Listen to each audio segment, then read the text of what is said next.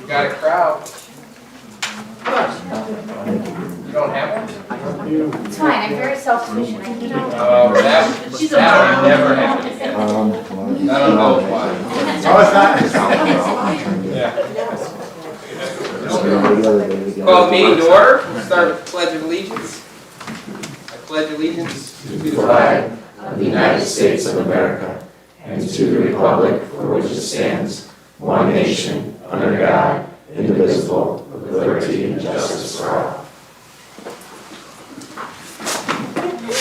Do roll call. Bill? Okay, roll call. Mrs. Lewis. Here. Mrs. Routson. Here. Mr. Traver. Here. And Mr. Trainer. Here. Okay, we're gonna do have a little bit different process this evening, as we are going to be hopefully motioning in a new board member here in a minute or two. With that said, we do need a motion to approve the board vacancy that we do have right now. And I would ask if someone has a motion to approve someone. I would like to make a motion to approve Dominic D'Amelio for the appointment to a 2-year appointment on the Genoa School Board. Okay, go down. Mrs. Lewis? Yes. Mrs. Routson? Yes. Mr. Traver? Yes. And Mr. Trainer? Yes. All right, you're almost official. I thought we'd have like 30 D'Amelios here tonight. That provides the opportunity for me to do the oath of office for a new board member. To you, Mr. D'Amelio. You come up there, or? I don't know, they usually Yeah, take you gotta come pictures. around the front. Yeah, come around. You gotta make it official. Just smile and look pretty, I guess. Yeah. Okay, the oath of office to a new board member. Do you affirm that you will support the Constitution of the United States and the Constitution of the State of Ohio, and that you will faithfully and impartially discharge your duties as a Board of Education member in and for the Genoa Area Local School District, Ottawa County, Ohio, to the best of your ability and in accordance with the laws now in effect and hereafter to be enacted during the continuance in said office and until your successor is chosen and qualified? If so, say I do. I do. Congratulations. And welcome. I need you to sign your life right now. Okay. All you need to do is just sign right there. You just missed your brother-in-law getting sworn in. Hey, Bill, can you sign in? Hey, Bill, can you sign in? Thanks. All right, thank you very much. Thank you. I went to the wrong place. Okay. We won't tell your wife. I figured I'll be on it tomorrow.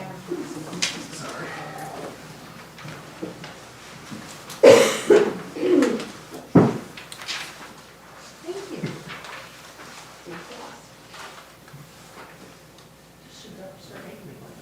Well, I could. I'll remember that. I try to remember even if and even Holly, half the time I don't. Okay, the next item on the agenda is the approval of this evening's agenda. Any additions, Mr. Ferguson? Got a few. First of all, on page 9,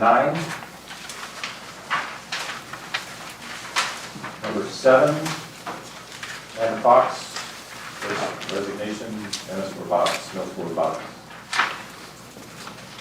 Page 10, Terry Cornelius, who is recently retired bus driver, who's willing to come back and help out with the van driving. So that's on page 10, number 4, at the top. Page 11, number 2, Christine Danoff, middle school robotics for the rest of this, remainder of this school year.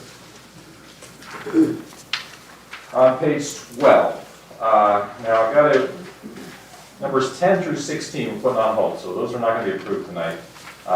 We had a overabundance of staff interested in going to this Ohio Google Summit at Kalahari, but the problem is we've only got so many subs to spread around. So we had about 13 in the district, and which is great, and really appreciate their enthusiasm about that.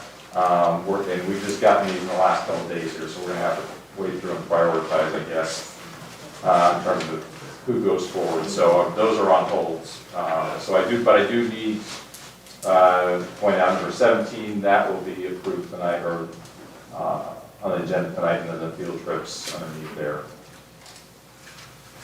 And just one more, page 14. Numbers 2 and number 6. Number 2, love to volunteer, Katie Plucky, and number 6, an MOU between OSA and the district. I believe that covers it. We have a copy of that MOU? Yeah, that's right. Well, I've got it, I don't know if you all have it or not. I'll make a copy. What's that? Here, I have a copy of Okay, motion, is that a mic? Yes, that's it. Motion approved. Second. Mr. D'Amelio. Yes. Mrs. Lewis. Yes. Mrs. Routson. Yes. Mr. Traver. Yes. And Mr. Trina. Yes. I should have forewarned you that you were up first for an approval. I apologize. Okay, the next item for approval is the approval of the minutes from the January 10th regular meeting and the organizational meeting, both. Draft copies were sent out after those meetings, and there has not been any changes since. So moved. Second. Mr. D'Amelio. Yes. Mrs. Lewis. Yes. Mrs. Routson. Yes. Mr. Traver. Yes. And Mr. Trainer. Yes. Back to you. All right, we're going to start with audience participation, our favorite part. We'll start with the staff. Let's start with our principal of the high school, because that way I don't forget him. Mike? I'm looking for him, I don't see him out there. Nonetheless, yeah, so just rolling along, we just, everything's going well, we're getting prepped, and I'm sure I don't want to steal any Cody's thunder, prepping for the ACT, which all juniors will be taking here in March. March 1st.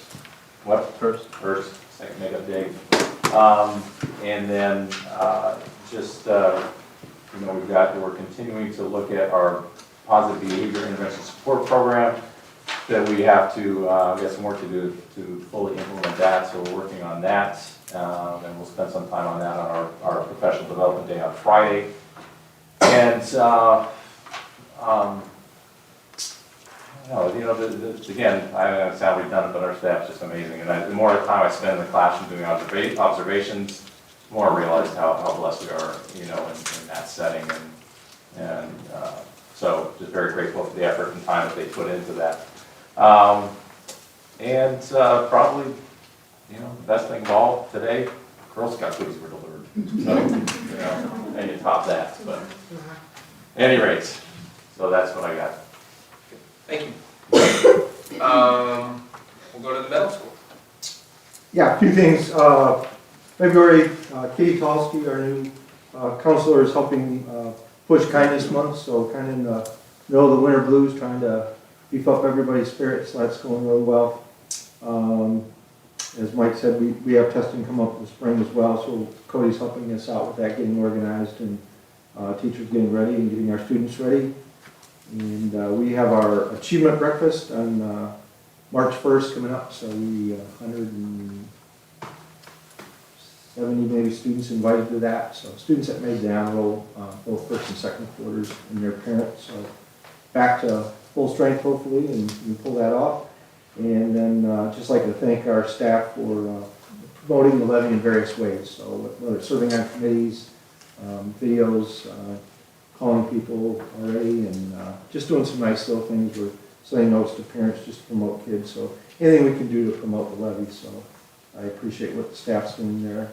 And then Friday we're having, is Mrs. Bundy's last day. So we're having a retirement breakfast for her. So that'll be a nice way to celebrate Leslie's dedication to the school district. I think it's 32 years here at the Genoa Area School, so that's it from middle school. Thank you. Any questions for the middle school? I've got one. So I had a grandparent call me with concerns about vaping in the middle school, and they're hearing it from their middle school grandchild. And the concern was it was vaping, but not just vaping like tobacco or with nicotine, but marijuana. And also gummies, that there's talk that they're using gummies at school as well. I don't know if you guys have heard any of this or.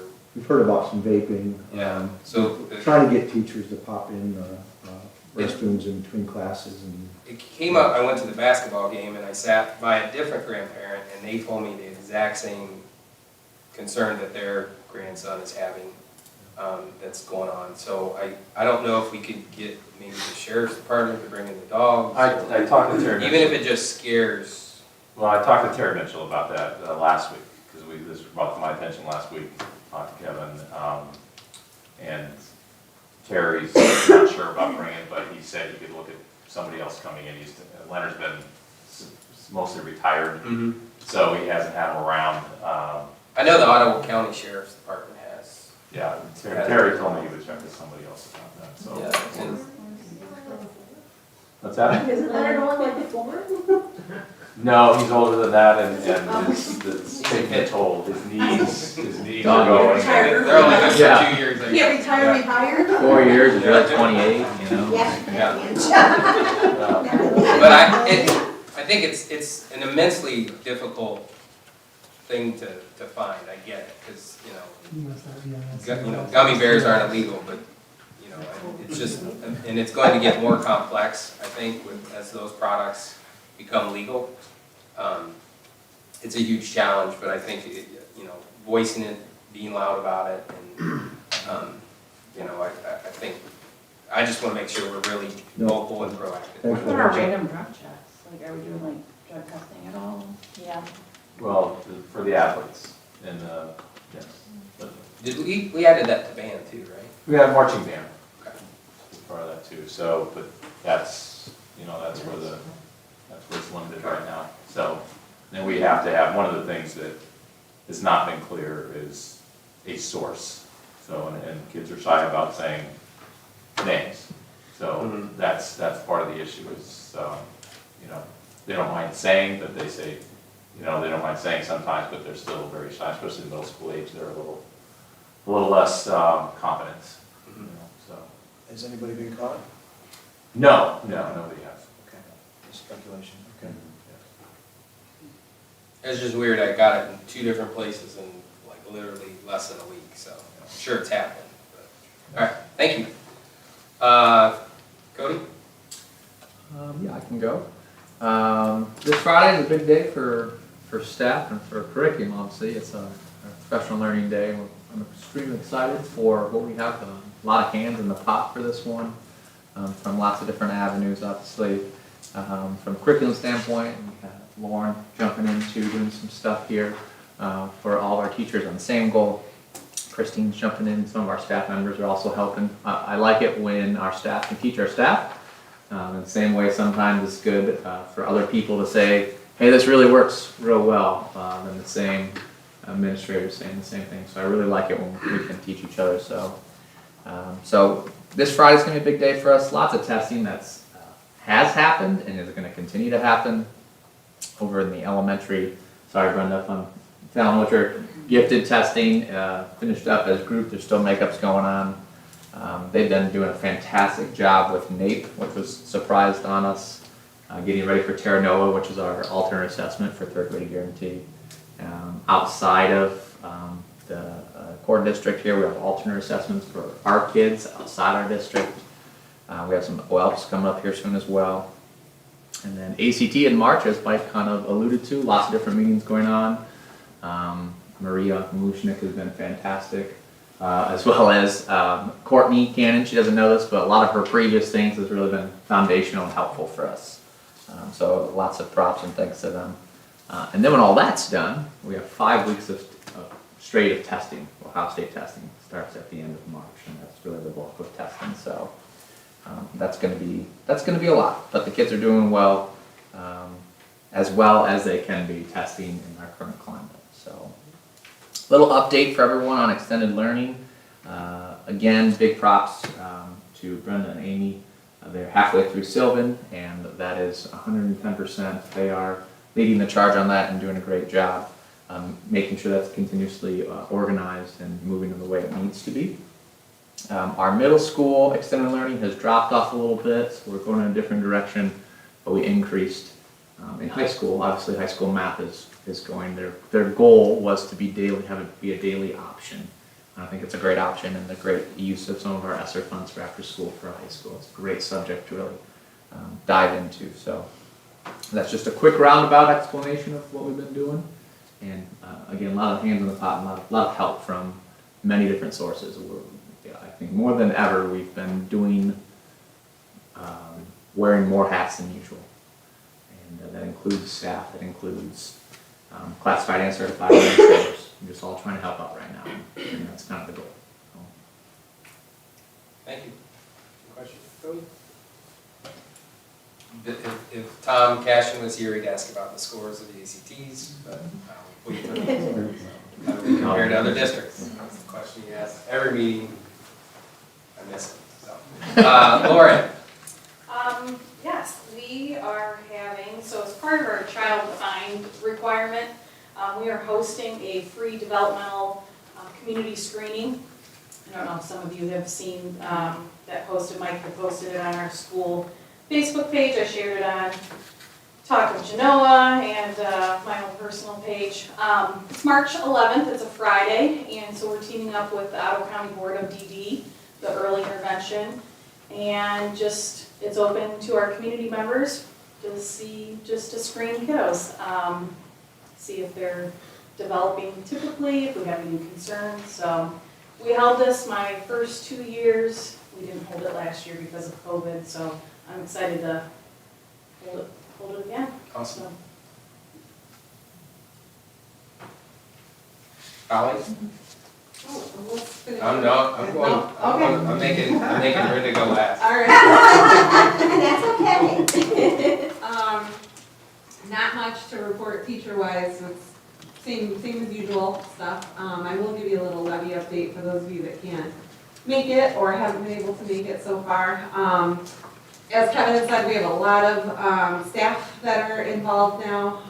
Probably 35 to 40 teachers are on subcommittees, doing a lot of behind-the-scenes things. Our signs are ready and in for me to pick up. Just got an email about that.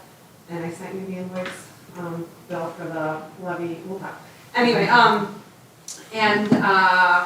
we have our website ready to roll, and in one of our subcommittees, we have a voter subcommittee, and they have done a lot of work so far on looking at the staff that, or the parents that are registered, that aren't registered. We've done a lot of color coding so we can figure out who to target. So there's been a lot of that kind of work so far. Mr. D'Amelio was nice enough to hook me up with somebody from Delta that has had successful levies, and we had a great Zoom conversation during the snow last week. And I also am in contact with somebody from the Ohio Federation of Teachers who works with levies as well. So she's given me a lot of ideas. So we have a lot of things in the work, and I have a lot to share on Thursday at our next levy committee meeting. So progress is rolling. I would like our flyer, at least the front is done. I can share that with you guys tonight as well, or show you. And the back, I think, needs a little bit of work, the informational part. So we're going to tweak that a little bit on Thursday. So we're getting there. My goal was March 1st to be 100% ready and mobilized and calendared, and I think that we're going to get there. So that's where we're at. Excellent. I'll tell you, the energy is different. Yes. With the group, and that's great. Yeah. We're a lot more people involved. I'm still getting people emailing me, how can I get involved, what can I do? So I'm feeling optimistic about about this push, so we'll see.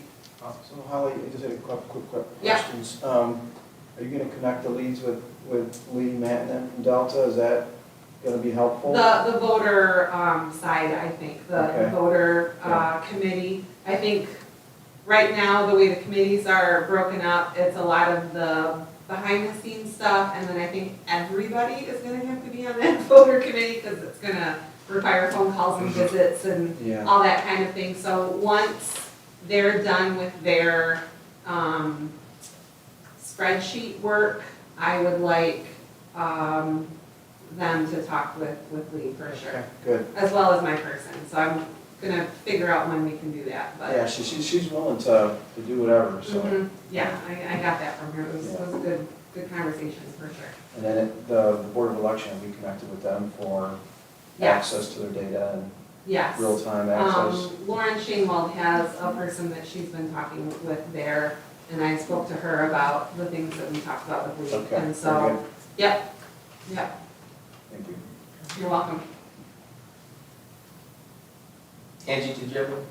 Hi. All right, My usual hi. we'll go back to the back for the elementary. Okay, so I'll go ahead and go first, so we can save Brent for last. But just getting ready for our PD day on Friday, covering the dyslexia laws, what we're looking into in the morning portion.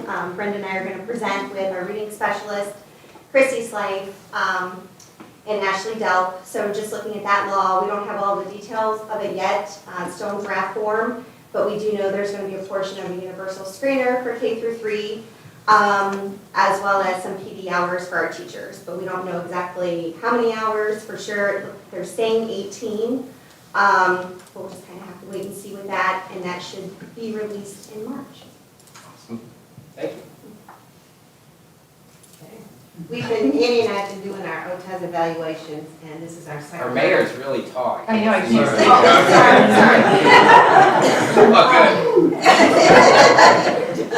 Oh, good. But it's really good. I'll echo what Mike said about being in the classroom. Our new staff, it's just refreshing to see such quality people that we've hired and how energetic and how the classrooms are run. It's just, every day when you walk in the classrooms, it's just, we really do have a great staff of teachers here. And the teamwork is, you ask them to do something and they jump in right away and do it. So I can't say it enough. It's, we look at OTES as something we have to do, but it's really enjoyable. I hope the teachers feel the same way, especially with 2.0. It seems to be, it seems to give positive information to the More teachers. coaching. Yes, it is, more facilitating. So we're working on those. OPSI evaluations we're also working on. We'll have those done shortly. Good news is our carnival. We had to kind of put some feelers out there because we didn't have enough volunteers. We only had 20-some volunteers, and we need 50, so we're now over 60-some. Okay. And people are still volunteering. So the good news is the carnival goes on March 20th or May 20th, and we have a good group of people lined up. So I the wish that next, was April 20th. yes, no, For it's the- May. I know. We just have so many things to do. I know. Big ticket, you know how that Yeah, I is, know. getting donations, and it's going to be a tough way to go right now with the way the economy is. But Well, we are doing an essential showcase on May 2nd. yes, So we are bringing that. Good. yeah, all the essential teachers are going to do like an open house and invite parents in. So that's our last push before the line. We're not getting that yet. So Cody mentioned testing. We do a lot of testing. It seems like the last 2 weeks, wow, gifted testing. Angie's been very instrumental in helping out doing makeups. We tested all of our second and fifth, and we had a lot of makeups because that was the week we had a lot of kids out, a lot of teachers out, so we had a lot of makeups, but we're almost done. Susie Cappuccino's coming next week, and we have one kid left. Yeah, that's all. So thank you, Angie. Yeah. You're awesome, I'll tell you. We have NAEP testing next week. Amy's been handling that. It's the National Assessment of Elementary Schools, and we have to participate in it. Selected fourth graders. So we're gonna finish that up next week. We got snowed out a little bit, so we're gonna finish that. Kindergarten screening. Happy to report April 27th, 28th, and 29th. We are doing it in person. We've gotten phone calls already. We've sent flyers out, dojo out. We are doing it in person. We're excited because we're working with Rhonda and Jackie on final forms with Matt. And so it's all going to be, we're finally getting our emergency forms and everything in a cohesive manner and order. So we'll have a packet and the parents will be able to do this online. We're not sure exactly how, but we'll figure it out by April. So we're excited, anticipating probably 85 to 90 kindergartners. You never know. We might have, there are years we've had 120 kindergartners. We had a couple large classes. So we just don't know at this point. So, other than that, PBIS, you kind of know at the elementary, we have catching a comet every Friday. Our kids get so excited about their names and it's drawing. It's a great PBIS system, and they come down and they get little treats, and then they get their picture taken. Great PR, absolutely. The other positive we have is the Golden Spoon Award. I think, Cody, you maybe started this last year or the year before. So every day their tables are clean, they get a golden spoon on the wall. And at the end of the month, we give a trophy to the golden spoon. And these kids go crazy. And it keeps our cafeteria clean. So Annie and I've been eating with them once a month in the cafeteria, and they get a free book. So it's funny how the little things like that, really they get excited about. So yeah, things are happening at the elementary. If you've never been to the elementary on Valentine's Day, Friday and Monday, we have gotten so many treats in the office, donuts, cookies, all kinds of edibles. Good food.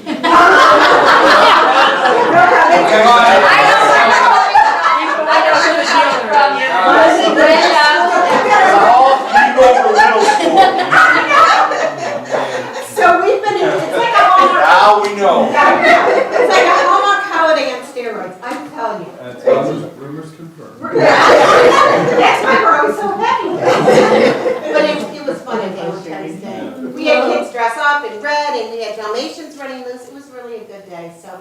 You get back to the Custodian. Yes, they had custodians, student council, Aubrey Williamson does a great job with student council. They had big Valentine boxes for each custodian, and they called them down and rewarded them with all these goodies. And class, and the kids were, so there was a box for the nursing home too. And it really has been giving back to the community and the people that really do their work. So they are definitely appreciated. So, and I just can't say enough. The staff, every day, if we didn't have them, I wouldn't know what we do, because there are days we had a lot of people out, and now we feel like we're in heaven because we have only one person out. It's like no big deal.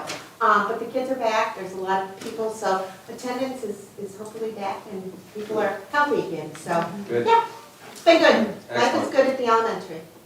Any questions for the elementary?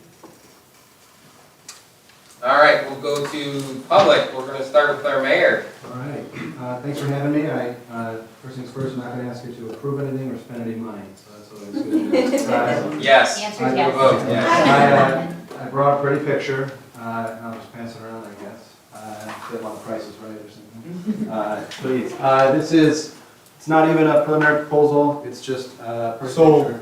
Yeah, it's PR, but this is a legal requirement to come update the school district on our CRA. So as many of you know, the village and before that the township have been in discussions with Drug Mart about possibly developing a Drug Mart here since I can remember that back in 2017. So we've been talking to this developer off and on for about 2 years, and the pandemic, obviously slowed everything down. So it's at the stage now where we've actually had some meetings that have engineers and whatnot, so it seems like it's moving along.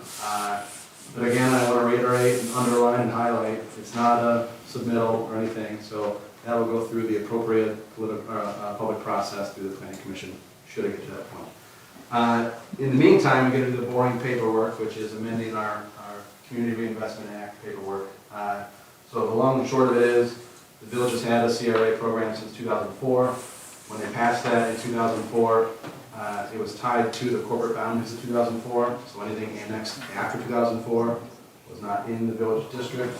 Between then and now, Clay Township has started a CRA program, which encompasses all Clay Township, and it creates this weird situation where a farm field, like the one in question between Gordon Lumber and our second Taco Bell, has been annexed into the village, and in the process it was taken out of Clay Township's CRA but not put in Genoa's. So we have to spend big money to hire consultants to rewrite this to change one sentence. So in the process of doing that, we are going to change what is allowed. Currently you can't do any residential abatements, which I would personally not be super in favor of, but I think we do want to allow, I would never abate a subdivision like that on a residential. I think it would be foolish. But we do want to offer, say someone buys a starter house in Genoa, and they don't want to move somewhere we could make it tax-free to knock down that old horse barn, build a proper garage, you know. So that tool's there for the nickel and dime developer. But as part of our conversations with this developer, there is talk of revisiting the CRA. So they have, again, it gets real tricky. They're locked into an agreement that they made with Clay Township, which was a 30% abatement for 10 years, I believe. We've kind of, off the record, agreed, you know, maybe let's look at something more like a 75 for 15 years. And the reason it's so hefty is Drug Mart would potentially play bank to build out the infrastructure to make that doable. My personal opinion is, if the development is a green light, it's suitable for us, I would gladly abate $2.5 million Drug Mart if it comes with $25 million for the housing. And we need proper housing in this community, you wouldn't believe. I'm speaking to the choir here. So that's the pretty picture. The school board doesn't need to take any action during this process. It's just a check mark we got to get that you guys were notified, and then should this proceed, and I'm hopeful that it does. I always go back to that Ronald Reagan line with the Sylvia, it's got to trust but verify when you're dealing with a developer, because they want to make a lot of money, not necessarily build a great neighborhood. But yeah, I will say every conversation we've had with this gentleman has been productive. And again, it's not a preliminary proposal, but for a pretty picture, that's pretty close. You know, we don't want to see something with a bunch of cul-de-sacs and then we get all these phone calls of where you push through the snow. Yep. Horrific. So good news, but it's, again, don't take it to the bank, but it's moving along. So I'm happy to answer any questions on that front. Tom, could you explain what CRA is? Sure. So CRA is stands for Community Reinvestment Area. I was probably infamously not a big fan of this last time around. What it allows you to do is abate property taxes, frankly. So you can do up to 100%. Well, it depends on what your CRA language says, but you can do up to 100% for up to 15 years. The balance is you don't want to give away the farm. We're here to make money, so we don't want to subsidize the thing that should be paying us taxes. So that's why I've frankly switched sides. I see this as potentially a catalyst for real growth. You're not just handing out a participation ribbon for being here. So that's my take on it. It's been around since 1994. You pretty much will always abate something on the heavy-duty industrial end. Like you're just never going to see a first solar or anything without one of these. And when it goes over the 50% amount, I believe that's where the school district comes into play, where then they might do a payment in lieu of taxes or something, so it'll get tricky, and we'll settle that now, but shouldn't get that far. But it's just another tool, and it's one of those things where the guy down the road has it, so if you don't have it, you're not even in the conversation. And it's as simple as that, unless you have a monopoly somehow geographically. But it's an okay program, it can do a lot of good. Anything else on? What's the estimated timeline on this? Good question. Jake Diver has a good line. They're scheduled to break ground November of 2019. It's been going back and forth. I will say, I think we're getting to the point where we're going to find out if the guy's serious or not. He just wants to shake the tree, how much free money falls out. And that's where our conversation's at right now. Who's going to pay for what pipe? And it's like, we're willing to be helpful on the front end with the tax payment for the drug mart, but someone's going to sign on a piece of paper somewhere that if we don't get a subdivision, I'll give my money back.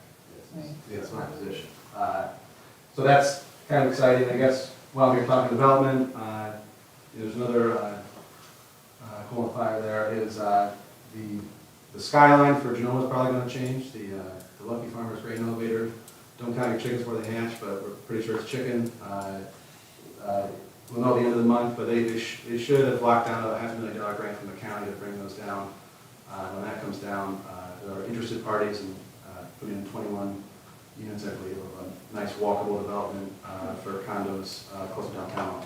And the Park District has put in a grant application with ODOT. They'll know in April, but in theory, that could move along, and the Northwest Inland Trail could be extended right through it, so it would be an awesome walkable bikeable right in the downtown. It would be really, really cool. So that was a program the state put out, this commercial demolition, where each county got $500,000 to demolish vacant buildings, and really fortunate to work with the bank. We were on it, so we were the first applicant submitted in the county, and lo and behold, it will take about $500,000 to knock those things down. That's the amount of free money on the table. So Lucky Farmers hit the jackpot. Genoa hit the jackpot, and those things could stand for 1,000 years if you didn't knock them down. They're not going anymore, you're right. So to get that taken down, and they're not used anymore, so clears that roadblock, and so hopefully we got two things going on. You can have a festival, knock them down festival. Yeah, exactly. That wouldn't be, no. I think that when they knocked down the other one, before my time, there's like 10,000 rats scurried into the neighborhood. Might it be good?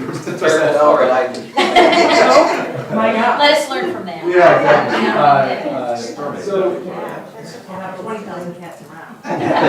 so yeah, bring your kids. So yeah, things are working in my direction. Got a lot of stuff going on. So it's we're doing our part. We've had a lot of private conversations with this developer, and again, we were really helpful to get that application in. So we're despite what you might read on the internet, things are progressing in the town and in this community. So wonderful. that's all I got. Real quick, if the, I don't know what's based on which, but is a drug mart still as a standalone, and is that still gonna happen or likely to happen regardless of? It's a good question. So, again, they have that agreement with the Clay Township CRA. That's set in stone if they want it. So eventually, Drug Mart will come here and have a conversation. Because last time we just spoke with Steve Ferris from Drug Mart in every one of our meetings. I've not seen that guy in 2 years. It's always been with the developer. So at some point, I'm gonna bring him in and say, just so we're on the same page here, you at Drug Mart are getting this big abatement, but I'm getting some houses here, and they can sort it out between the two of them. So I can't answer that question. Okay. But they will need to do, the reason we came into the village of Genoa, just a history rewind here, is ODOT has control if you're in the township of how many curb cuts you can do on a state highway. If you annex into the village, we have home rule authority as a municipality. So that's the reason they annexed. So they would need to put in that drive just to make it work with the traffic flow. And if you're doing that, you might as well put some houses up. So I trust but verify. I'm optimistic that this is going to happen. So, and then we've had meetings with engineers, which is always a good sign. So it's not just fluff. So we got a lot of kids running around this town. Is there any talk of ever putting sidewalks down through that area? Because they all walk to McDonald's and they walk to Taco Bell. That would be wonderful. It's all about grant funding. So most of the time you get sidewalk grant money would be federal dollars, CDBG or whatnot. This gentleman, I pitched to him was we were going to be a bikeable community and a walkable community. So in our preliminary conversations, he said he was all for putting a bike lane so folks growing up in Genoa can access 51 without walking down the state highway. So that would come up basically behind Taco Bell, which is better than what I grew up with, because you just have to drive through the grass where the Chinese restaurant is. Yeah. It's not good enough. So if it should have come to fruition, that would be an awesome check mark. And the whole goal, in my mind, is with that Northwest Inland Trail, it's awesome to get it from Elmore to Genoa, but I think it holds even more potential for the community to get it from Genoa to Middlebury, because you'll be able to do these spurs every half mile. What a sales pitch to parents if you got a bike lane there separated from traffic. You only got to cross Old Harrigan, and then you're on the Northwest Inland Trail, and little Billy can bike to Tanner's house, and both of you go to the quarry all summer long. You couldn't have a better sales pitch for parents. So if this gets done and that kind of sells that model, I think people are just going to gangbusters. I think they'll be able to sell these houses as fast as they can. Oh my gosh. Yeah. Not even. Yeah. So it comes down to a question of who's paying for that road, though. And that's where it gets complicated. Thank you. Yeah, that's it. I appreciate the good news, like it just sounds promising. I It's appreciate being optimistic. But, I appreciate the optimism. and then, because and again, I'll need to meet with you guys when this comes to a head. Is that correct? We have like 200 open kids at this point, or? Yes. Yeah, and that's one of those things that, because there are people who are going to hate this, so they think it's just the worst thing that ever happened, and we're a small town, we ruined this place. We have 200 open kids. I tell you now, the talk du jour today on the internet was our electricity costs. Here's a fun fact for you. The village signed up to purchase enough electricity in the 90s and 2000s that you're tied to for the amortization of that hydroelectric dam. Well, what happened 15 years ago, we got LED light bulbs and energy efficient, this and that. So the village of Genoa actually buys more energy than it can use and sells it back at 30 cents on the dollar. So you know what you need to heat up some of that electricity? Some homes. So it could work for everyone. There's a lot of talking points that are going to help sell this to the community when it gets to that point. Should get low. So that's all I got. Anything? That's it? All right. I read the rest of the agenda and that didn't involve me. So. See ya. Thanks, Thomas. All right, see you guys. See you. Bill, ladies, anyone have comments? I had a couple comments. I gotta congratulate my brother-in-law, Don. You guys got yourself a good worker there, and I think he'll fit in good with this board. My other comment was, I wanted to say, Coach Black has really done a fine job with this girls' basketball program. And I have 2 daughters that play, and they have like over 15 girls on their team. And when we go to these events, it seems like even the upper level girls, there's girls everywhere. And they've had basketball camps on Saturdays, and they've done a lot of things, and these girls are excited. Now, it seems like every time I come home, they want to go see the JV and the freshmen, and they got to play at halftime. So there's a lot of excitement, and I just think that's really cool, because they weren't really into basketball last year. I think they were a little bit, but it just seems like he's kind of done some things that are pretty neat. So I just wanted to thank him for that, and hope that if there's an opening in the volleyball program, you guys find a quality person who might, stimulate some similar activities, because he's done a really nice job, and I think that's changing as well. But that was my comment. My question was, and this could be possibly answered later, but just looking at social media and stuff like that, there's been a few questions about busing, which I think you guys have addressed pretty specifically. But the length of the school day, I didn't know if you guys had discussed that, or if you would throw out maybe a couple possibilities, or that's something that you're going to discuss or not discuss. But I just had a question of that, because I think that's kind of a big deal. And I think when people are saying they can't afford things, that could factor into people paying more for daycare, or having to leave work early, or things like that. So I think that's a talking point that might be a useful thing to get out there. I met with Mrs. Murphy and Mrs. Amy. Sorry. That's great. Sorry. Anyway. Yeah, sorry. No problem. So we met last week and we talked about this specifically because those questions have been up there, and I think it was an idea that was kind of thrown out there as, if it was the loss of staff, how are we going to cover classes, how are we going to cover for the teachers with the loss of those potential loss of those essential teachers. They're the ones that provided the planning periods for the content area teachers. So when those go away, the question became, well, how do we manage that? How do we make that work and do we have to shorten the day in order to accommodate that? We talked about it. It's up in the air still a little bit. I'm not sure that that's really where we have to go at this point in time. But they're still, they've got some work to do on a master schedule. And unfortunately, how far you go with a master schedule at this point in time with the levy kind of hanging over your head in May, it kind of drags that potential out. So I don't have a solid answer for you right now as far as that's what we're going to do, but it's hanging out there as a slight possibility. Okay. So. I think that's good. Okay. Thank you. I think it's probably smart for us to voice that possibility. If it is a possibility, we should say, what is that? It's all I'm saying, it's a possibility. We gave a couple of options to Mr. Ferguson about, because we still want to continue with, we have minutes of planning time and we have common planning time, and all the strides that we've made with educational that we're asking our teachers to do, we still need some time, because they're going from 5 essentials down to 2. So we talked about some 2-hour delays, early dismissal, and we have a couple proposals that we gave to Mike. So they'll lose library, tech, and phys ed. PE, correct. So we'll just have So art. art, music, will be- Correct. But the teachers are used to, like 5 different planning periods, and then down to 2, and we still need We had some common planning. time. So they would have 2 a week, 2, Yes. mhm. 2 a week versus 5 a week. Versus Correct. that. And considering all we have coming down the pipe that we're gonna have to prepare for with the dyslexia bill. And kindergarten standards changing for next year, I mean, Then there's also the Mitigating curriculum. bill that's in the State House right now where you have to turn in your planning, They are turning in their lesson plans, we're going to. lesson plans by July, right? So you- June It's Indiana. Yeah. Well, Indiana did, but Ohio's talking about it right Ohio now. thinks it's a great idea. Every state, every Republican state has their version of it that's for. And the idea is I can then opt out as a parent, I can look at that lesson plan and say, we're not gonna teach my kid Correct. anything? Like, they can You opt have out. to of provide a anything. alternative lesson. And then Is what they it can is in sue, some right? states, that's what we're Yeah. saying. And In other states, there are, I've been watching a lot of this. In some other states, they have the opportunity to sue a teacher for like up to $10,000. The teacher would have to pay for it out of their salary, the district would not pay for it. If the teacher did any crowdfunding for it, they could be fired and lose their license for 5 years.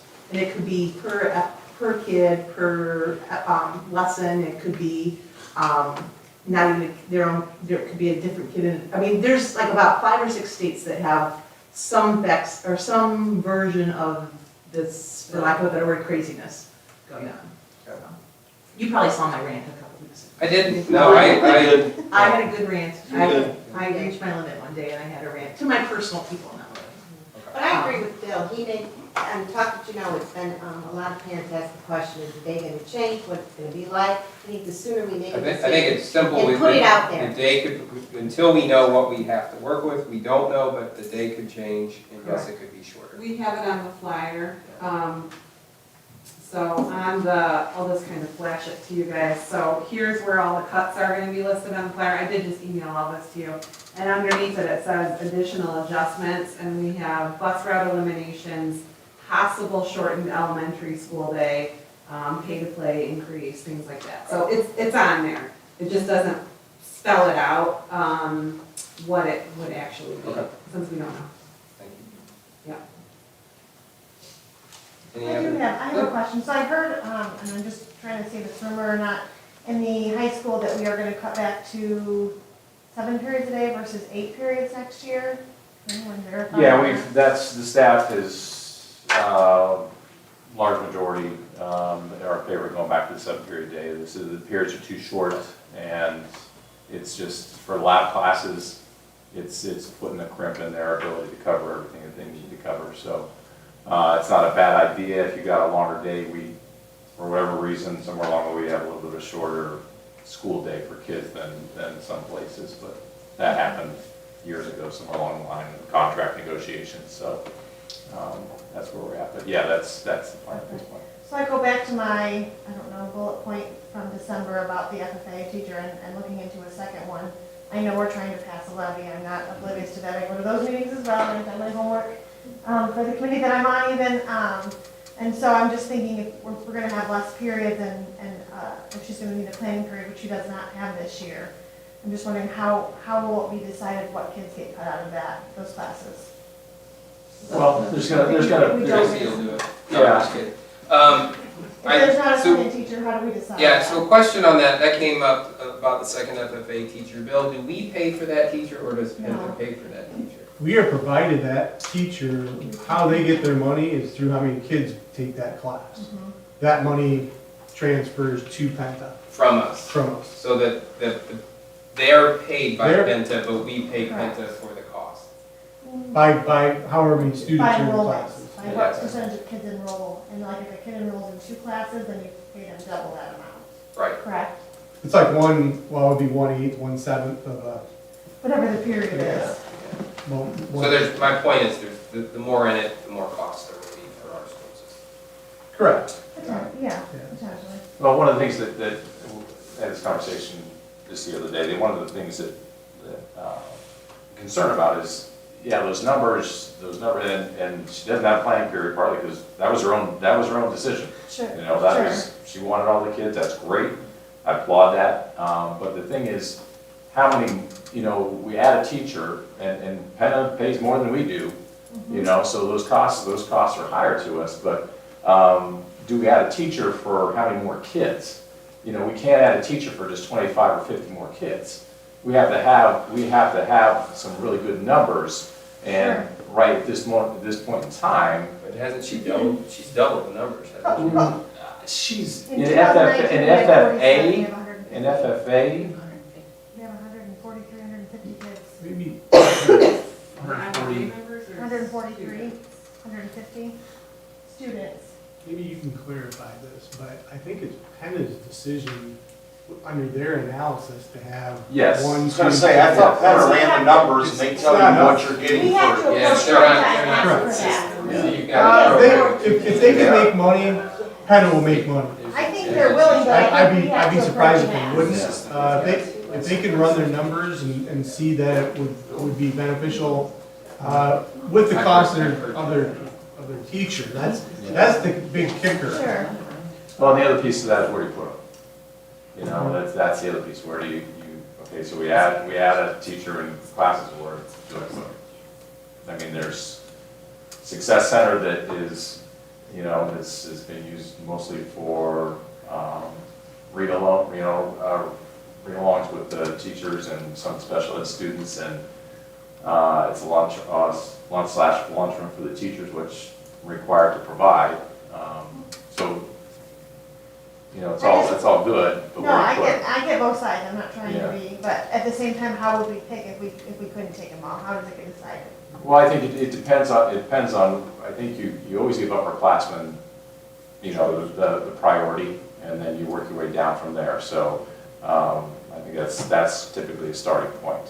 And I don't know what those numbers would really look like, so, you know. How many ag classes are offered right now? What's our offerings? How many classes for ag?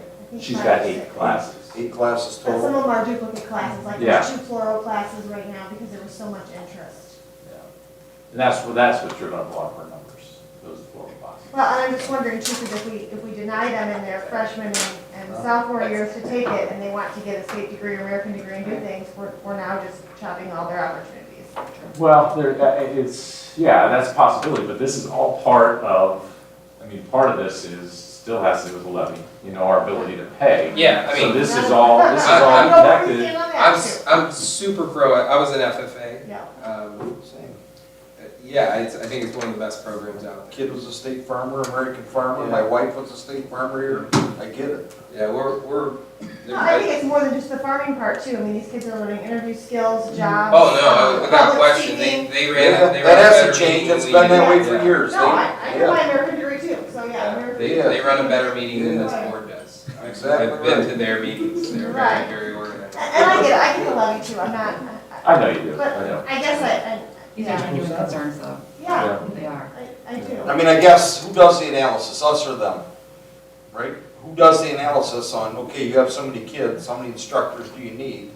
Well, that's. And oh, by the way, if our numbers are big in floral or something, Yeah. do they send somebody out here for 2 periods to help? I don't know. That I'm not sure, Isn't it used to have a half that's day? worth a question, but I'm not. I know Oak Harbor has like 100 kids and they have 2 teachers.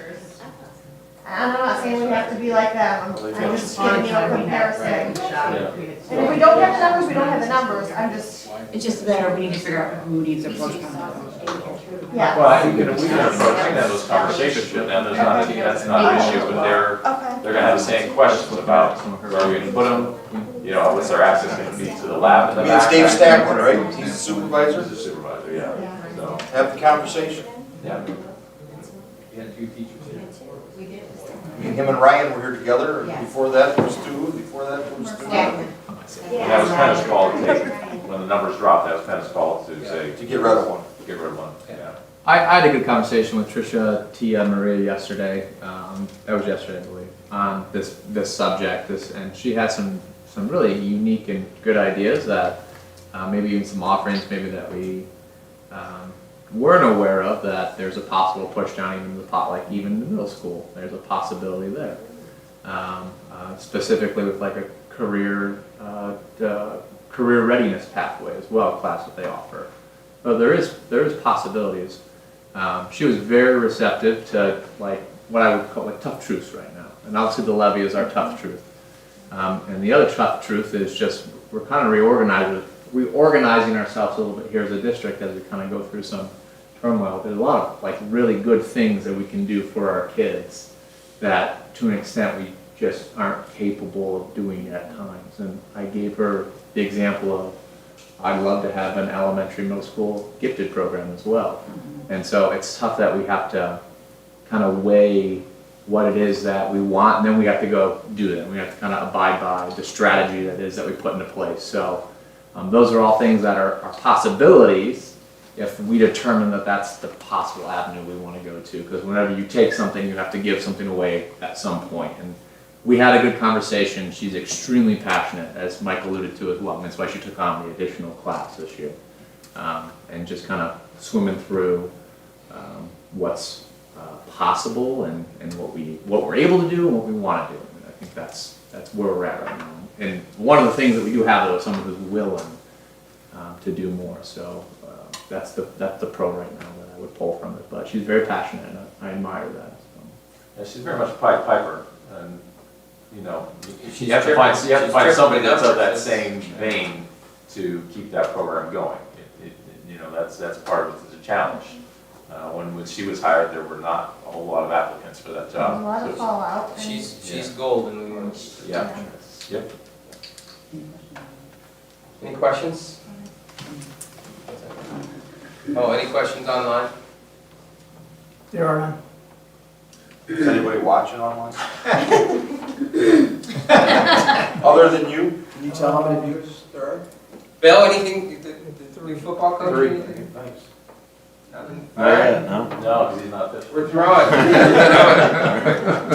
Give us a minute. We'll go back to you, Bill. Okay. For the treasurer's statement of financial activity, actual compared to budget for the month of January. We're on the downslide of fiscal year '22. Big elephant in the room on this piece of paper, you look down in the revenue section for the foundation, you see a very, very large favorable number there. And you're probably wondering, well, how'd that happen? Well, ODE, the Fair School Funding Plan was implemented through the last biennial budget. And ODE was supposed to put that in play in October. Well, they delayed it till November, then delayed it till January. And they just put it in January, and to put it bluntly, it's a mess. They've made errors in calculations and so forth, and so looking at this right now, just to let you know, through the Fair School Funding Plan, our school district is supposed to get $85,000 additional funding. This 1 month alone, they provided us about $500,000. So guess what's going to happen? They're going to claw this back at some point. I pulled down the first settlement in February. There's 4 line items that are actually negative now that they're taking money back.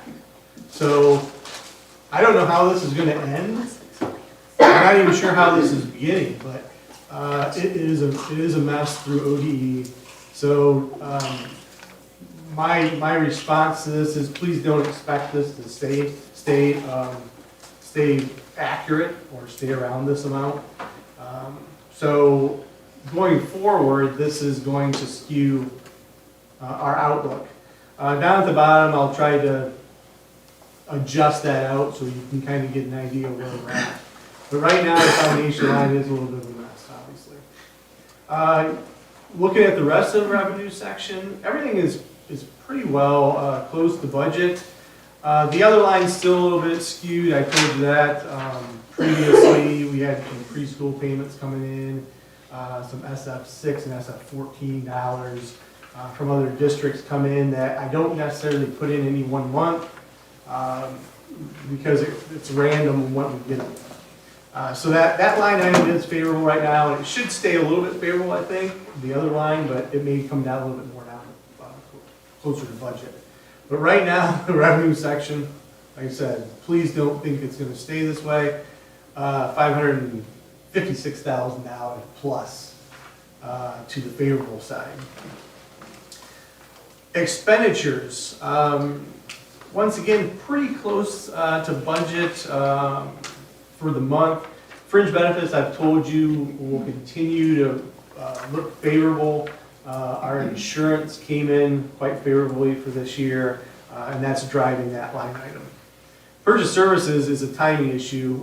Just yesterday, I received November, December, and January invoicing from Wood County for special ed services. So November and December are not in this or January. For that matter, 22,000 plus per month. So that's skewing things about 66,000 that should be showing up in here, but it's not. So timing issues, as we've had in the past, our kind of creeping up on us in this respect again. So you look at the purchase services line item year to date, it's 89,000, but the reality of that is you knock off about 65, 70,000 of that just because of timing. So we're not as good as it looks. Year to date, total expenditures, like I said, a couple line items. The biggest two line items are the fringe benefits and the purchase services, kind of give you an idea why. Otherwise, things are looking pretty good. A little over 217,000 favorable at this point. Cash balance, almost 775,000 to the good right now, but certainly not even close to being accurate because of the foundation line and because of timing. Going down to the bottom, I did a fiscal year 22 budget, initially about $360,000 deficit. I think we're doing better than that. We're not going to be doing $774,000 better, but I think we're about $225,000 trending right now. Things could change a little bit going forward, but we are trending better than I budgeted. However, we're not probably going to trend as well as what it says here at the end of January. So that's kind of where we're at right now. Any questions, comments, concerns? Okay. I have 4 items for board consideration this evening. The first 2 you've seen before. The first one is the amended certificate of estimated resources.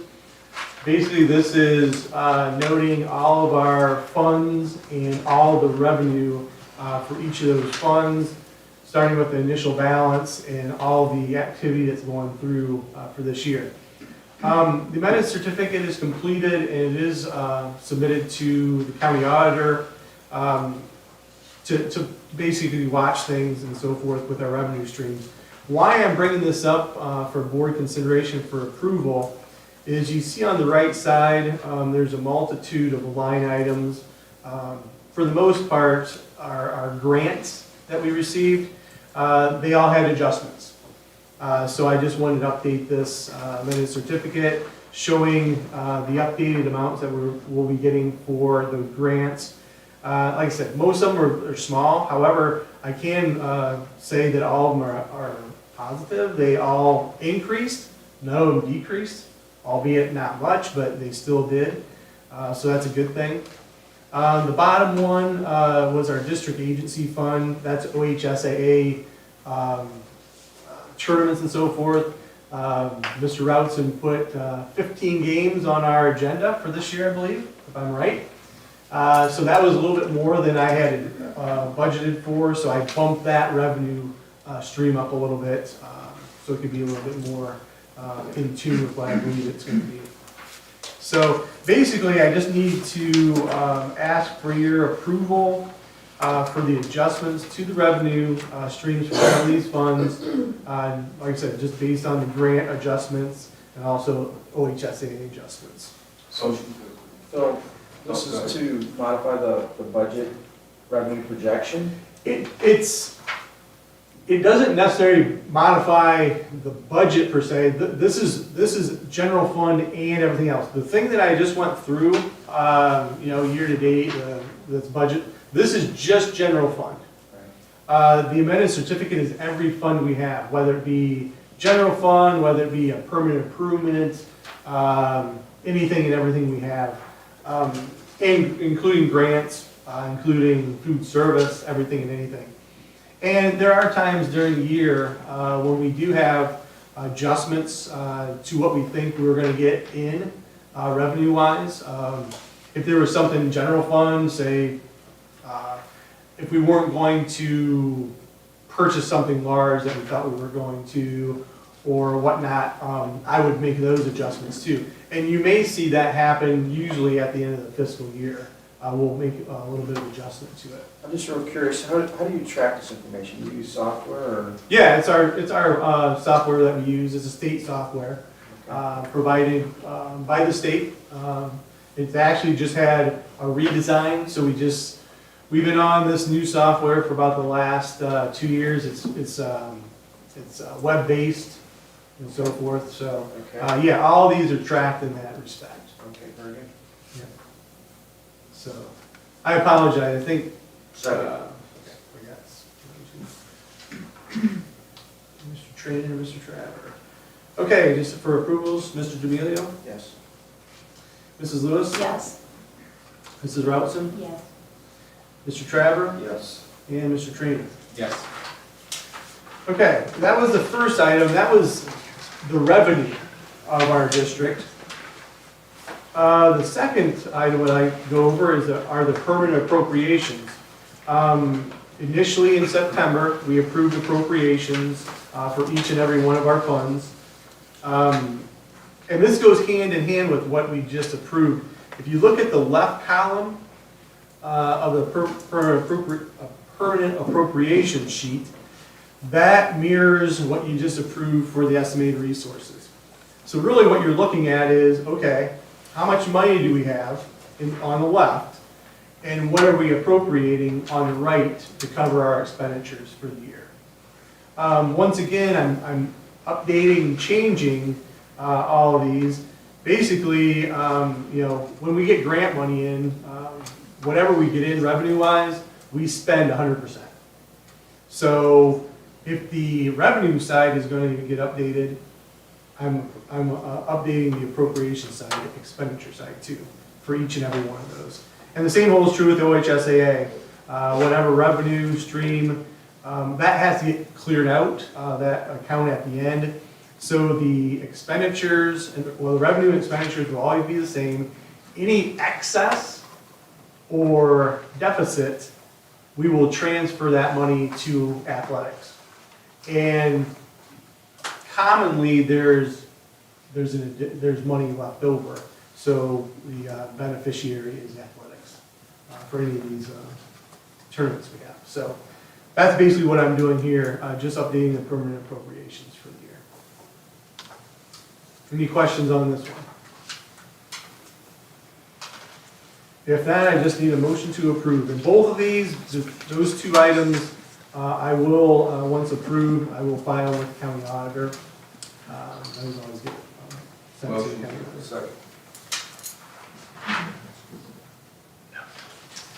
Mr. D'Amelio, Yes. Mrs. Lewis, Yes. Mrs. Routson, Yes. Mr. Traver, Yes. and Mr. Trainer. Yes. Okay. The next item, if you remember, in January, I provided an annual tax budget to the board for approval. That information had a combination of all of our levies, the millage, and so forth. Showed all of our funds once again. It really was a combination of both the certificate of estimated resources, the permanent appropriations, all in one report, basically. And what happened to that report is you approved it, and I sent it off to the county auditor. Once she received it, the budget commission, which is made up of county auditor, county treasurer, county prosecutor, get together, and they make sure that my report is essentially accurate. And what happens is they come up with the tax rates for our district, and they provide these back to you through Schedule A and Schedule B that you have in front of you. Schedule A is basically a summary of all of our levies that we do have on the books as we speak. Whether it be general fund, per improvement, debt for the middle school, elementary, everything and anything. I do also kind of check their numbers to make sure that it makes all sense. Schedule B is just basically a breakdown detail of Schedule A. Schedule A is a combination. And they just basically make sure that what I provided is what they're seeing also. And they put updated numbers to this, showing with the new valuations and so forth, one of all of our levies and so forth will bring in. Basically, I feel that it is accurate, and basically I will complete all the information they asked for on here through our board. They basically require us to approve it if we have no issues with it. I can try to answer any questions if you do have any with their tax budget, with their tax rates, I should say, if you have any. I mean, this just shows, like I said, way back in the 70s, levies all the way up to today and everything in between. So. Question, a motion to approve it. Second? Mr. D'Amelio. Yes. Mrs. Lewis. Yes. Mrs. Routson. Yes. Mr. Travis. Yes. And Mr. Trainer. Yes. Okay, the last one's a pretty easy one. I received a $100 donation. Kathy Varga provided $100 in memory of Joseph Ball and Robert Varga Jr. for the golf program, and that will be deposited into the boys golf account. $100. Thank you.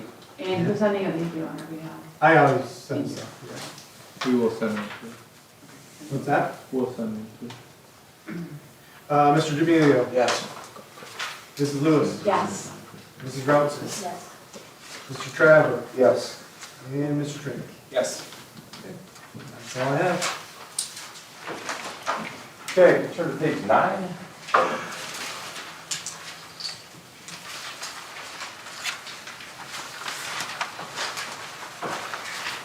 The board to approve the following as listed there, leaves and/or retirements and resignations.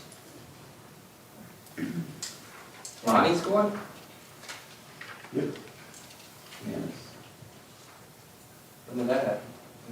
He decided a while back, went back and forth on when he was going to retire. He's not retiring, technically he's resigning. Didn't have enough time to retire, so he's resigning. And He was great to work with, I will tell you. Like, we Yeah. did the feed the teams and stuff like that. yeah. He hustled, he was great. Motion to approve. Second. Mr. D'Amelio. Yes. Mrs. Lewis. Yes. Mrs. Routson. Yes. Mr. Travis. Yes. And Mr. Trainer. Yes. On page 10, I need the board to approve the employment of the following supportive personnel and both the top and bottom sections. You gotta pull out. We have, what's that? Yeah. Pull out number 7. Okay. Okay, so number 7, is there another one in there too? Yeah. There must be on another page. So, yeah, number 7, so I just, the board approve 1 through 4 in the top section, 1 through 6 on the bottom, and number 8, and then we do that number 7 individually. Motion to approve 1 through 4 on the top and 1 through 6 and 8 on the bottom. Second? Mr. D'Amelio. Yes. Mrs. Lewis. Yes. Mrs. Routson. Yes. Mr. Travis. Yes. And Mr. Trainer. Yes. And before I move on, I just want to, he's gone, but Mr. Catafai really worked hard to try to find replacement cells for Mrs. Bundy. And so these are the efforts there, Samantha Parton, and I believe we have another young lady here who's on the J.C. Berger. One is J.C. Berger is gonna cover for 3 weeks, and then Samantha is doing her student teaching. She is coming over when they release her to finish up her student teaching. So I just really appreciate his efforts working with UT and PG to get those things to work. So okay, on page 11. Nope. To me. Motion Now to we're gonna approve do number number 7 on the seven. bottom. Second. Did we do that? Mr. D'Amelio. Yes. Mrs. Lewis. Yes. Mrs. Routson. Abstain. Mr. Traver. Yes. And Mr. Trainer. Yes. I'm telling you, hesitated. Still a joke. Okay, on page 11, the board to approve those, we once again remove one here. Top and bottom, we're going to pull out number 4 on the bottom. We'll save that for last unless somebody's related to somebody else. So, motion to approve 1 through 2, 1 through 3, 5, 6. Yes. Second. Mr. D'Amelio. Yes. Mrs. Lewis. Yes. Mrs. Routson. Yes. Mr. Traver. Yes. And Mr. Trainer. Yes. Okay, 4. Motion. Second? Mr. D'Amelio. Abstain. Mrs. Lewis. Yes. Mrs. Routson. Yes. Mr. Traver. Yes. And Mr. Trainer. Yes. So I'd like to stop at this moment real quick here and introduce you to our new head football coach, Bill Fisher. Congratulations, Bill. And Thank you, appreciate it. no pressure, but just win. Spot the ball.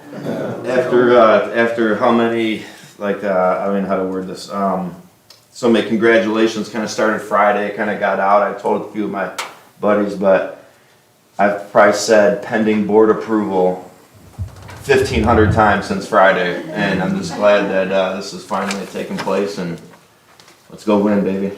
Go comments, let's go. All right. Okay, page 12. I have a quick question about page 12. So, what, excuse me, 1, 2, and 3 are okay to approve. We got theirs in early enough that we're approving them.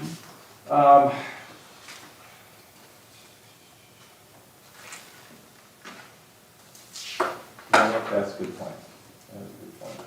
They were part of that 13. Okay, well, let's hold off on those as well. So we're gonna go 4 through 9 and 17, and then we can include the field trips there at the bottom. So 4 through 9 you're approving, and 17 and the field trip there. Motion? Second. Yes. Mr. D'Amelio, sorry. Mrs. Lewis. Yes. Mrs. Routson. Yes. Mr. Traver. Yes. And Mr. Trainer. Yes. Okay, and then on page 14,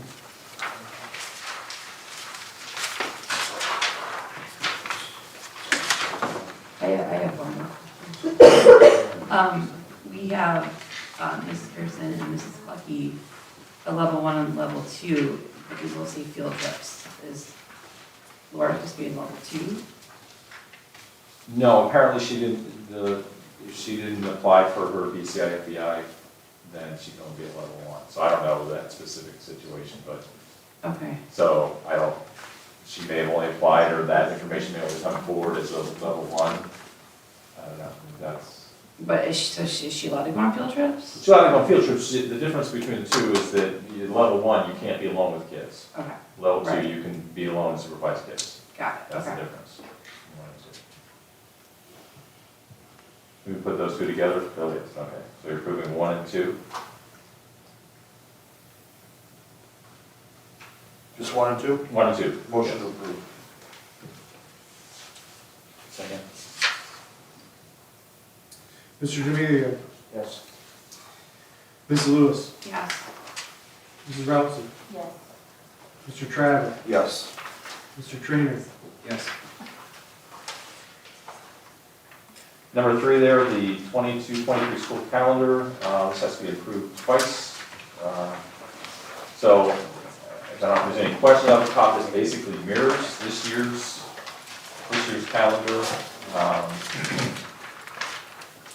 I thank Holly for kind of running through this and come up with some different options. Those options were sent out to staff and administration to give some feedback.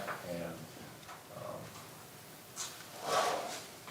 this is kind of where we settled. There's differing opinions, as you can imagine, but Can I ask what the different opinions are that before we kind of go through and? well, there's little things like wanting 2 full weeks at Christmas. There is some sentiment to end first semester before Christmas break, Christmas holiday break. The issue I always have with that is that then those 2 semesters are lopsided in terms of numbers of days.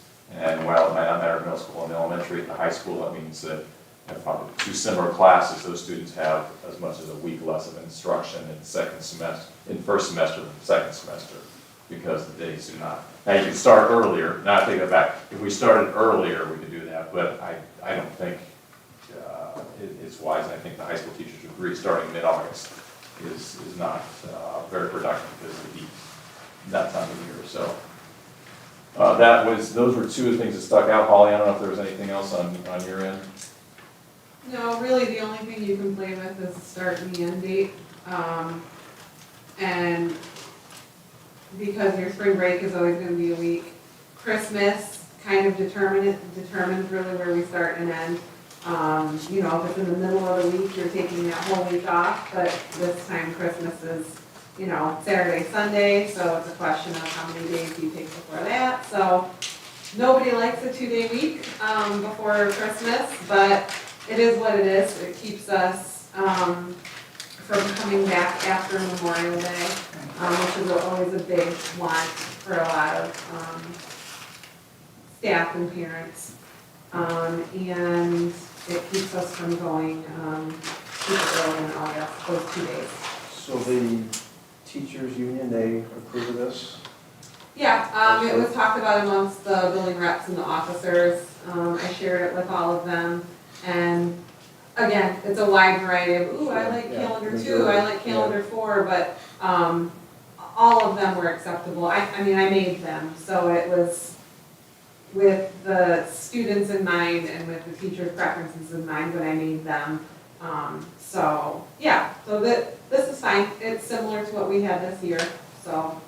Do we have a Wisconsin graduation date that we can let parents know eventually do? For this calendar, not yet. We didn't put in quarter dates or anything yet. I'll have that for the second run for you guys. Okay. And I guess we'll talk. Graduation is always a thing. Mrs. Ferguson and I and Mrs. Cannon already talked about it this year. You know, how much time do you do it after the seniors are out? Can we do it early? How does it jive with Henna's? Right. You know, there's just, I don't know, it's another preference thing. Right. What we prefer as a board, as a school district. You know, I leave that up to you guys to decide, but. Yeah, I mean, the questions always come up is, you know, Memorial Day weekend. You know, we were on it for a number of years and got off it because of all the complaints about it interferes with the weekend, you know, the holiday weekend. So we got off of that. The last 2 years have been COVID influenced. This year is not so much. So I've had 1 or 2 concerns or complaints, whatever you want to call it, about it being later this year. But the options when you take out, if you don't go the weekend of June, that first weekend of June, if you don't go then, and you don't want to go Memorial Day, then you have to go during the week at some point in time. And I've not heard one person in favor of a weeknight graduation.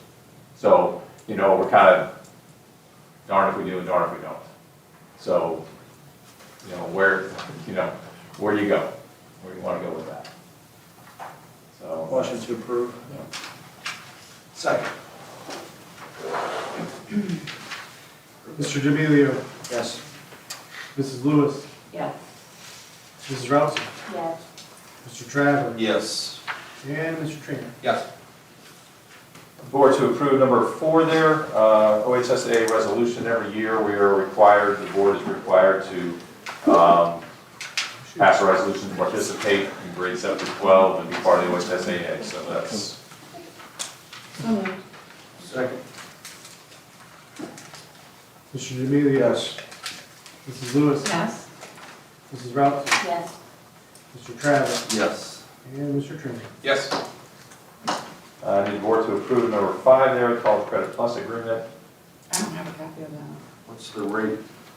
Village EC. Stayed the same. I have that. It was $40-some and 65 cents for in-house and like $140 on campus.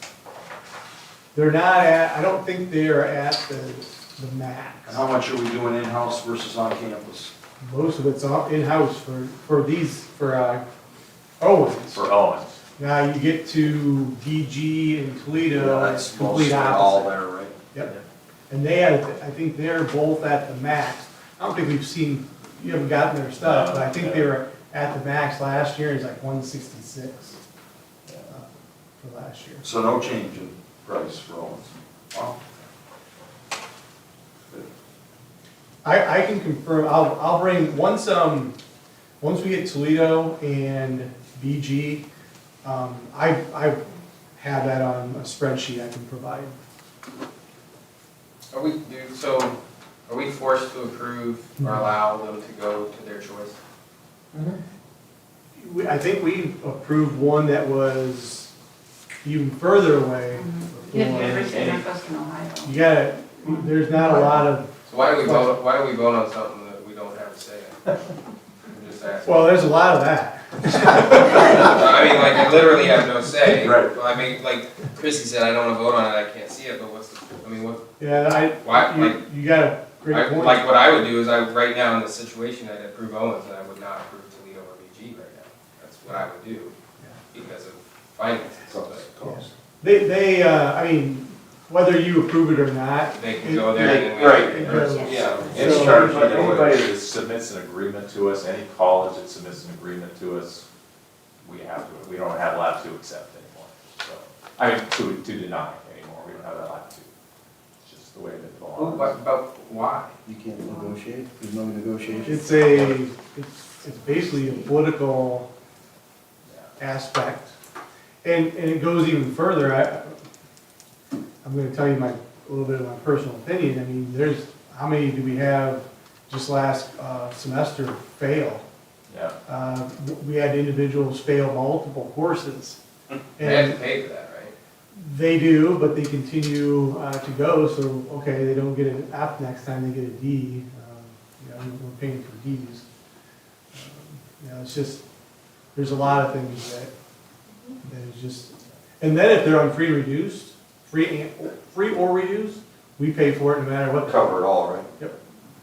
So only the typical students have to pay it back. All right, motion to approve. Second. Yes. Mr. DeBelio. Yes.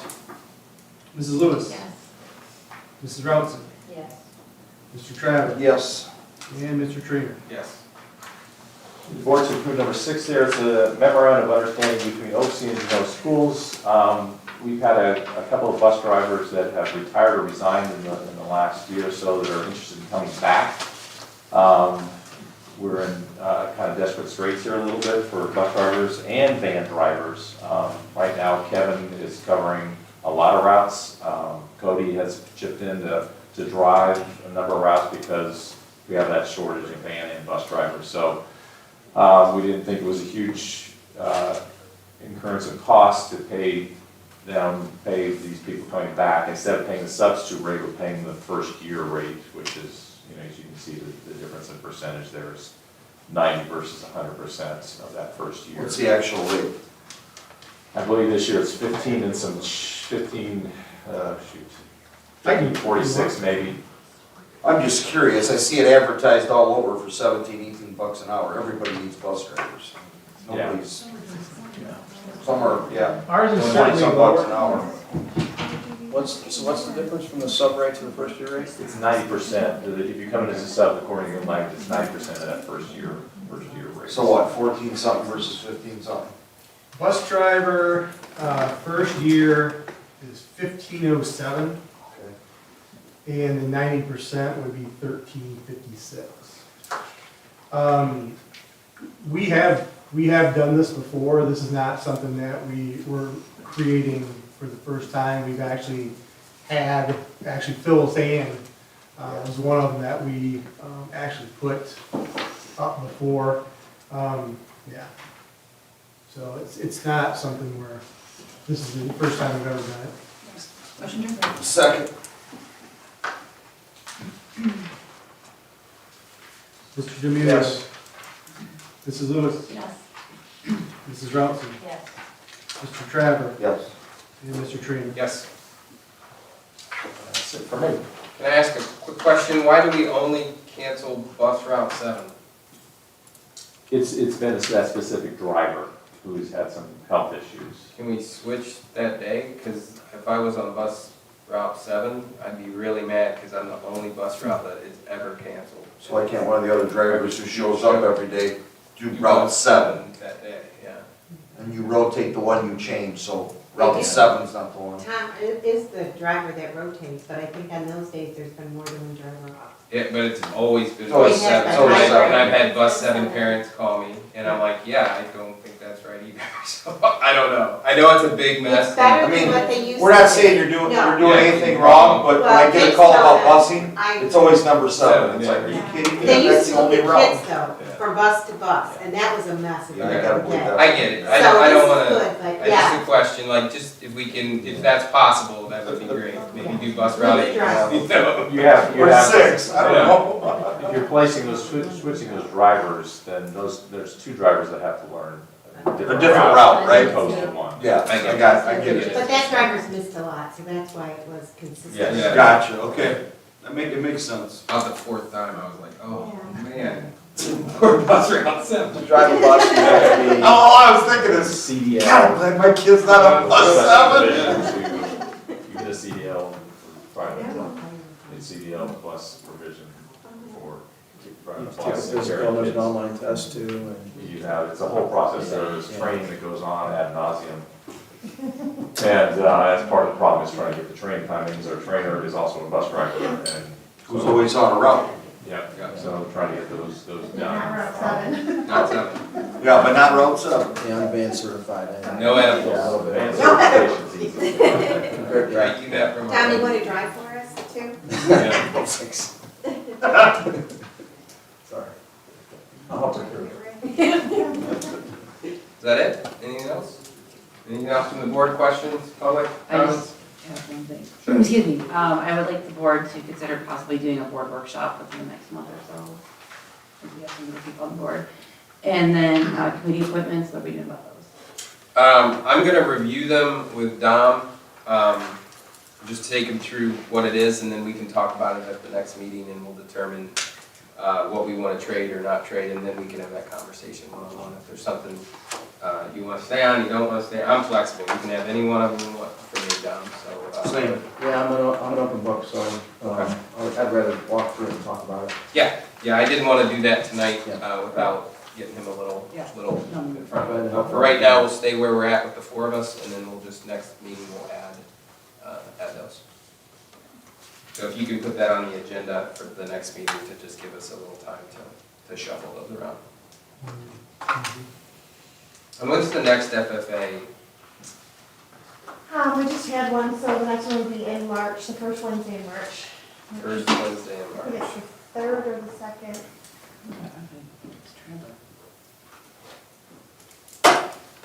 Second. And then I would like to see if I can get the athletic committee members to get with, so we were in the finance meeting. I think it would be great if you could get us an idea of what's next. We know we have to pay for the rest of the complex. We've done a lot, right? So softball's all new. I don't know what the next big upcoming need is, but I thought if you two could get with Matt, and I don't know when have you guys had your last committee meeting? Okay, so it's probably time to have one, and I would include the boosters with that, because I think we got to see the help of the booster organization and where we're at. I know the naming rights for the football field are being discussed, so we're gonna sell the naming rights at the football stadium. We're looking for revenue in any way, shape, or form we can get. So that is up. There's also some very large in-kind donations we're expecting to help the complex. So the community's been very generous, but we're gonna get as creative as we can, everywhere we can to help compensate. For the naming rights, is that going to be annual residual, annual?